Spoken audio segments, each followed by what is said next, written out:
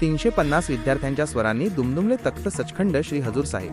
गुरु तेग बहादूर साहेबजींना अनोखी स्वरांजली. हिंद दी चादर श्री गुरु तेग बहादूर साहेबजी यांच्या 350व्या शहीदी समागम वर्षाचे औचित्य साधून पवित्र तख्त सचखंड श्री हजूर अबचलनगर साहिब येथे एक अभूतपूर्व सोहळा संपन्न झाला. 350 शालेय विद्यार्थ्यांनी एकाच सुरात सादर केलेल्या शब्द गुरबानीने संपूर्ण परिसर भक्तिमय झाला असून या दैवी सुरांनी उपस्थित भाविकांना मंत्रमुग्ध केले. कार्यक्रमाची ठळक वैशिष्ट्ये. निमित्त श्री गुरु तेग बहादूर साहेबजी यांचे 350वे शहीदी समागम वर्ष. आयोजक तख्त सचखंड श्री हजूर अबचलनगर साहिब बोर्ड. मुख्य आकर्षण 350 शालेय विद्यार्थ्यांचा समूह स्वर आणि शिस्तबद्ध शब्द गुरबानी गायन. वातावरण पवित्र सुरांच्या गुंजनामुळे गुरुद्वारा परिसर आध्यात्मिक ऊर्जेने भरून गेला होता. मान्यवरांची उपस्थिती. या ऐतिहासिक सोहळ्याला आध्यात्मिक आणि प्रशासकीय क्षेत्रातील मान्यवरांची उपस्थिती लाभली. संत बाबा कुलवंत सिंघजी, जथ्थेदार तख्त सचखंड श्री हजूर साहिब.